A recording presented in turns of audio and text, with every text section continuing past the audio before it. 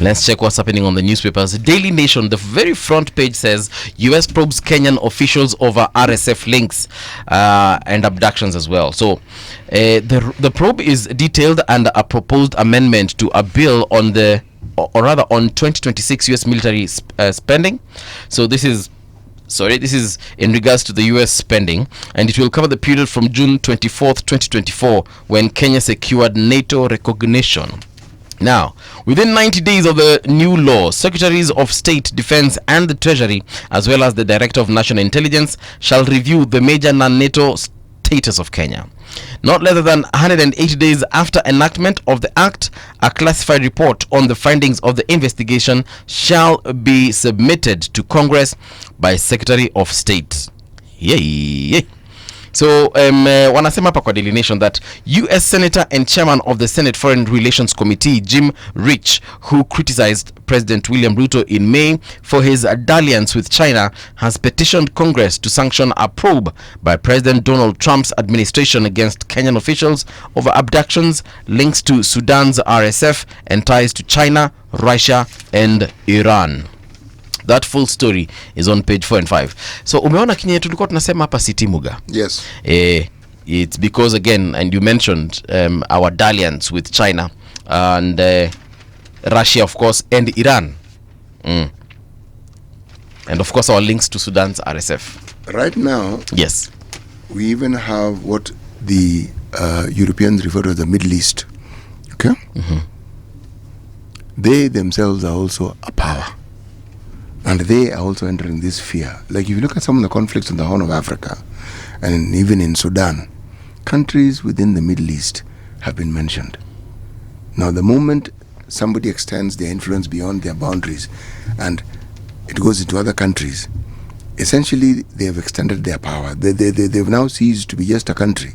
They are seeking recognition beyond their boundaries. It's how countries start. So, and in this information age, and with the declining of the American empire, because it is declining. In fact, one could argue it is in full decline. This game has changed. People keep talking about the Chinese economy being the second largest in the world. My opinion that it is the largest. When you have a population like they do, and you're as industrialized as they are, and for the longest time they've been the world's industrial estate, my friend, they are not loud. They are not loud. They don't shout about what they do. They don't chest thump. If we know what we know, and it was happening for decades before we got to know it, what else do you think is happening that you don't know? So, you have Japan, a powerhouse. You have Korea, Southern Korea, a powerhouse. I'm simply saying that if you are looking at the powers of the nation that we have right now, a lot has changed. A lot has changed. Yes. Yeah, so we are being reviewed by the US Senate. We're also being reviewed the superpower by the US cabinet. And I can assure you, kitu ya NATO hala inaenda. Inaenda. There's no two ways about it. I think tutaishi tu bro. Iende. Tutaishi tu. All right. Tulipumua before, tutapumua after. No, iende. Because iende too, it's okay. It's like someone has 3 dogs and decides to lend you one to help guard your house. Then they say they want their dog back. So you give them back their dog. Yeah. Yes. If bad, eh? Yes, give them back their dog. Yes. Graft registers decline, but the usual suspects still top corruption index. A new survey by the Ethics and Anti-Corruption Commission has revealed a slight decline in the overall prevalence of corruption in Kenya. However, job seekers, particularly in the counties, have become prime targets for bribery demands. Yeah, me I know of someone who was asked to pay 300k to get a county gig, and once they paid that money, that gig never came. Oh. Yeah, well, the thing is, such transactions don't have a receipt. Yeah, wezi enda kusema there's no refund hakuna. There's no documentation, and if you report it, essentially you're reporting a crime. That's that a you crime, committed. and you're also part of the crime also. Yes. Yeah, I remember there's sometimes I know the police force, that is where most of these cases used to happen kitambo. Police service. Yeah, okay, let me use the force first. Wacha tuache service. Kwa sababu ni kitambo sana, that's when we were witnessing these things. I remember there was a family ilienda kushtaki kwamba walitoa hongo na hawajapewa pesa. I mean hawajapewa kazi. Yeah. So then you're like umejistaki wewe mwenyewe umeparticipate. Yeah, so it's it's quite unfortunate. Yeah. Quite unfortunate where we have reached as a country, leave alone counties, just almost everywhere. If you want a job nowadays, it's like you're buying. So this is the ranking of state departments and agencies perceived to be most prone to unethical practices and corruption. Kenya Police 48.2%, Directorate of Immigration 5.1, National Registration Bureau 4.4, Traffic Police 3.6. Mbona Traffic Police wamekuwa separated from Kenya Police? But anyway, Traffic Police 3.6%, the National Treasury 3.5, Civil Registration, this is births and deaths, 3.4%. Who bribes to be given a death certificate? What are you asking, Mungala? Okay, City, enlighten me. Okay, Patricia, what am I asking? Enlighten me. What are you asking? You know, in Kenya, because of let's say because of ignorance, sometimes because people just don't know. And you want a birth certificate. They do not know the birth certificates. I get it. People Yes. like forging them. People Even like replacing baby daddies on their certificates and put other men there or delete other men there. That one I get. Even the death certificates also. So, maybe you are in a hurry. Kuna families ziko na conflicts because of pengine mali iliachwa. So kuna ule mwenye ende anataka tangulia enda achukue the death certificate. Like a lot really happens in these now these I'm enlightened. certificates. Yes. So tumesema civil registration, birth and deaths. State Department for Internal Security and National Administration. Okay. State Department for Land and Physical Planning. State Department for Medical Services. And then State Department for Health and Professional Standards. State Department for Health and Professional Standards, 1.6%. Last but not least, you will never guess this one, unless of course you've already seen this paper. Office of the President at 1.1%. I think that the same report, they did it in terms of professionals, and this is what they've written on the Star in terms of professionals. Before you mention the professionals, Yes. I want to ask Siti Muga, who bribes the president? Office. They said office. Bro. Office. Yeah. So tuna bribe kuona president. Office. Tuseme tu ni office. A lot happens in that office. Not a lot. What doesn't happen in that office? Okay. Yeah. Aya, tusomeo yako. So in terms of professionals, this is what they are saying, that professionals perceived to be involved in corruption, wanasema police officers at 27.6%, KRA officers at 17.3%, chiefs, yes, 16.2%. Tuna bribe KRA. County inspector officers. Una bribe KRA for what? What are you asking, bro? See, we already paying them taxes. Why are we bribing them? We'll get back to that. Okay, yes. County inspector officers 13.4%, lawyers at 14.1%, county revenue officers at 13.4%, land surveyors at 13.3%, architects 9.15%, doctors and nurses at 9.0%, bankers 8.5%. We are bribing bankers again. Accountants and auditors 8.4%, engineers 7.1%, economists 6.9%, teachers at 6.5%, university lecturers 6.0%. Guess? Yeah, university that makes sense. Guess the last one? Office of the President. Journalists. We are bribing journalists. 5.1%. It is not we are bribing. they are saying we are the ones they bribing. get involved. Or They we- might or be the we- ones we are giving. being bribed. Yes. Or we are being bribed. They might be the ones bribing. They might be the ones Yeah. being given the bribe. Okay. It's Yes. interesting. The Standard on page 8 has a similar story, but their headline is truly interesting. EACC, desperate and cornered, Kenyans turn to bribes to survive. Actually, the survey is by EACC, by the National Ethics and Corruption Yes, commission. Commission. Yes. Sasa mimi turudi hapo kwanza kwa KRA. Tunapatia KRA pesa ya nini? Already we are paying them taxes. So why am I bribing KRA? Because you, my friend, Uh-huh. it's ethics and anti-corruption, sister. See, ethics and anti-corruption. Your organization ni yako. Ile ambayo tuko nayo Kenya hapa ni anti-corruption. Anti-corruption. Huyu ako na Now, I'm just reading what they have written here. By the way, what they have written here. But you know what is National Ethics. when you say it, it really fits in. Yes. Kuna ethics upande huu, kuna National corruption ethics. upande mwingine. Okay, that's what they've called the report. They're National Ethics and Corruption Survey. Oh, that is the name of The the name report. of the report. Yes. Okay. Okay, All right. you're sour. Yeah, is the name of the Okay, report. guys, let's get back to I'm asking and I want to understand. Kuna nini hapo umemention institutions hapo umemention. Professionals. Yes, professionals Yes, kama yes. KRA. Yes. I want to understand.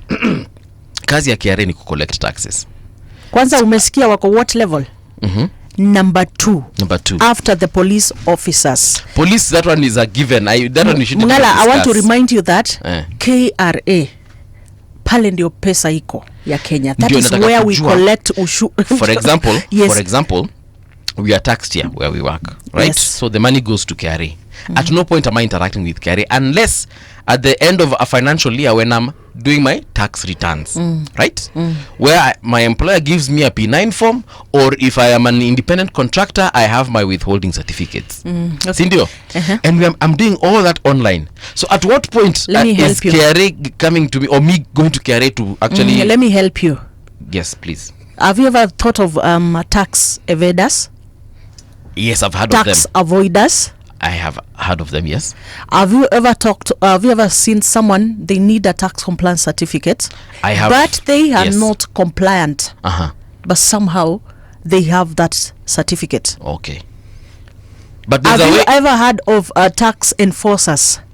Yes. Yeah, so now I think you are answered. So now I know. Yeah, now you know. Aya, hapo kwa bankers. Bank nenanga kudeposit pesa yangu kwa bank. Mshahara wangu inaenda kwa bank, naenda kuweka zile marupurupu checks nimepata kwa bank. So why am I bribing the bank? Sasa, Eh. have you ever heard Ude of manajua mambo. have you ever heard of debt enforcers? Like wewe umekopa mkopo. Auctioneers. Yes. I mean, you've gotten a loan from the bank. Yes. And you have not complied to how you're supposed to repay this loan. Yes. But there's someone protecting you, like huwezi kuja kubebewa vitu. Leave alone that. Leave alone so shida that. yangu ni I don't commit crimes. That is in this just country. one aspect. Guys, clap for me. That is just one aspect. There are so many. Actually, there is a specific bank. Yes. Just recently. Don't mention the name. I would know. I'm not mentioning the name here. People have been laid Off. Yes. Okay. Because of Corruption. mtu ulikuwa unatafutwa, unapatikana simu yako ilipokea pesa fulani kutoka kwa a client. Inaweza kuwa tu ni soda tu aliona umemserve vizuri, then it's like okay, Mungala soda ya $500,000. Yes, si go soda. take some. Yeah, that is now. Hiyo ni factory ya soda. Hiyo amekununulia dipo. Yes, so that is basically if you want to know why the bankers are involved here, that is it. Okay. You want to know why journalists are also in this list? All right, tell me about journalists. Tell me about them. Can you tell him why journalists are also in this list? Umeona hiyo transfer? Anataka kujitoa kwa hii story. Don't worry. Tisha, Ethics and Anti-Corruption Commission are not after you. Yes. Yes. Tisha, can you tell us about journalists? Tisha. City, can you tell us about journalists? Yeah, no, but I'm curious though because we are always either behind a mic or in front of a camera reporting the news and writing about it. So how are journalists again getting bribes? Maybe I'm in the wrong profession. City, you want to answer him? Maybe I should get into a specific job. Okay. When did I become an expert in bribery within of the journalists? media? Yes. But look, Yes. what has been spoken of has to do with one, print, TV, radio, probably not so much. And this is how it works. A story has come out, Yes. and it doesn't represent you favorably, and you do not want it to appear. So I find the journalist. Yes, and Who- and you encourage the journalist to adopt a different view. Yes. Or not publish the story at all. Yes. And you provide the journalist with good reasons not to publish that Yeah. particular story. Okay? And if the reasons are laced with the understanding of the Kenya shilling, Yes. then you will find Or the US dollar. yes, the journalist may actually see your perspective with great clarity. Yeah. Yes. All Start right. seeing your story Or in a if different it's on perspective. TV, Yes. and there is a story that you want to appear, for instance, but there are other stories also that should appear, all right? Or something was said in the heat of the moment, and you want it edited, you don't want it to appear in the public domain. Yes. Again, you will find a persuasive perspective with which to talk to that particular journalist so that they can share your point of view. Okay. Okay. Okay. And That of makes course, sense. It makes sense. It makes sense. Yes. Yeah. So but radio ni ngumu kidogo. Sisi unajua inakwanga live, you say it as it is. Hapa kidogo, yeah. Ni ngumu Yeah, so kidogo. all these people here, Yeah. you've heard of university lecturers also? Oh yeah, no, I mean, What you we know people. It's either you sleep with your lecturer for that A grade, or you pay your lecturer, you still get the A grade. So it's you to decide which That currency works for story you. has done the rounds for the longest time. Right, even the time when I was in university, which was a really long time ago. Yeah, I mean, we can tell. Yes, believe me, even I can tell. Yes, it's a long time ago. Yes, there were always those stories. Somebody who somehow seems to do very well in class in certain subjects. And they are never in class. Oh no, they're in class, all right, but since they're your classmates, you know them, and you realize this person can't get this. This grade. Hakuna hata akiamka asubuhi. Hata mkikaa na yeye selebu na kunyonga chai pamoja, You know. when you listen to how they reason, you're like, hey, how did you get in UCU 101? How did you get that A, my brother? Or my sister, for that matter? The point is this. Remember, we're talking about human nature and how it is we like to do things that suit us and favor us, even if they are wrong, as human beings. Now, what corruption, as we know it does, it just provides you with a platform. First of all, it gives you a headline, and it gives it a label and a position. So you now know, we now call it corruption.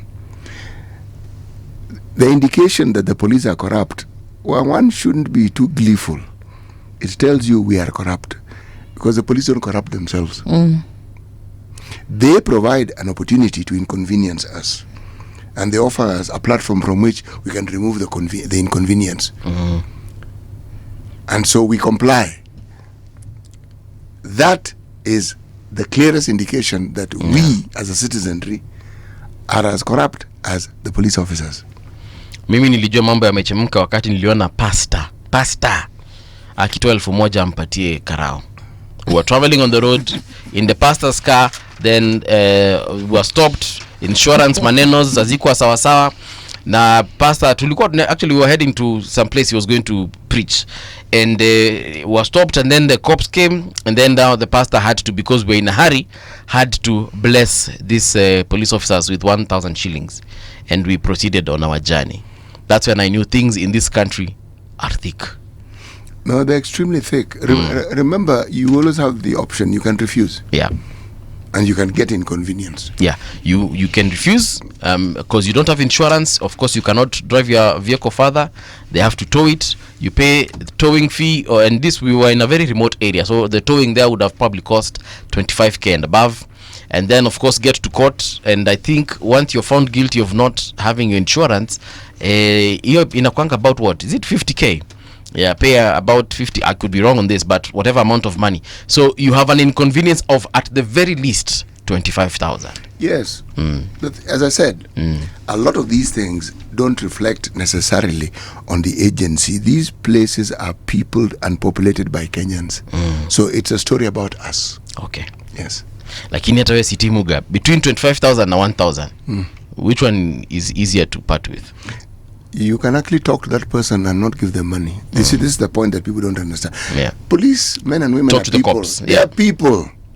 Explain. And But is it also possible to talk to the magistrate that you're probably going to face? Explain your case and get off scot-free. I have found on many occasions that you can actually talk to policemen and women. Talk. They are Me, humans. I'm talking about the judge. You've been arrested now. You know me, I haven't even gotten to court yet. Right. I am not going to court. That's where I start from. Tuanzie hapo. Yes, but even if it's a question of going to court, you can explain. You're given an opportunity to say what you want to say. Yes. I mean, I want to know, is like kuna judge ameambiwa na someone who's committed a traffic offense. This is traffic offense, where you tell the judge, judge, I was driving without my license, I didn't renew it, or my insurance, I was just broke, mheshimiwa, and I really needed to go to work. Believe me, they listen and they understand. You will still be fined. Yes. You'll be told, this is the fine. I've understood. The minimum fine you can pay is this, pay it. I know because I've been in such situations and I've paid that minimum fine, and you're given a receipt, and then you continue chatting with the magistrate. But you've paid your fine. Yeah. Yes. Na life inaendelea. Mnapiga two stories sasa. Okay. Yes. Because I think Kenyans, hiyo tu ndio, and then the inconvenience of having to go to court. My friends, Yes. if you're ready to go to court, Yes. what you've done, Right. you've removed the threat. You're no longer afraid to say 20 kotini hakuna shida. Yeah. Police say 20, it's all right. You've changed the conversation. Right. You are willing to be inconvenienced. The But don't- power that was there has now been removed. But City, remember your car has been towed, eh? It is all right. You still have to pay. Here in Nairobi, It within is- Nairobi, it is- your it vehicle is- will be towed at 5K. I'm trying to tell you that it is okay. Right. If you want to abide by the law, you would have had that insurance sorted out. Because insurance tends to tell you. Yes. If you have an insurer who knows their job, they tell you, Ya mapema. please, you have 1 more month before Your renewal insurance date is due. expires, So you yes. know. Now, if you haven't paid for it, then by all means, pay the price for not having paid for it on time. All right. We have 3 minutes. I think we can look at one more story. What's on your end, City? E-citizenship ownership deceit. This story is how, by the Auditor General, that the platform may have lost 9.4 billion in revenue. Money doesn't get lost. People tend to take it. Okay, so this story of money was lost. Money is not lost. Money, We say it as it is. yes, is an inanimate object. It does not walk. People take it and walk away with it. 12.6 billion. The Yes. government irregularly collected a staggering 2.6 billion in convenience fees by charging Kenyans for the use of the platform. It's the story of e-citizen, and now the people are saying, do away with it. It's not. E-citizen is useful. We just need to take care of the wastage and the corruption. Yes, e-citizen has been with us for a long time. Okay, the issue here is money and how the billions being collected are being misappropriated. Why don't we deal with the problem? This thing of every time there's a problem with the system, get rid of it. No. Look for the loopholes and the people who are causing the problem. Get rid of those people. Niko na swali City na Patricia. Yes. And I'll start with you, Pat. Why are we paying convenience fee? Okay, convenience fee, I think Because this service that I'm paying for, renewal of license is 600 bob. yes. Then there's a convenience fee of 50 shillings. So essentially you're paying 650. So that convenience for Yes. me, it's like for the management. You see, this is a platform that somebody has given you, and of course they must benefit. And I think before the start, Rewind selector a few words back. Someone must benefit.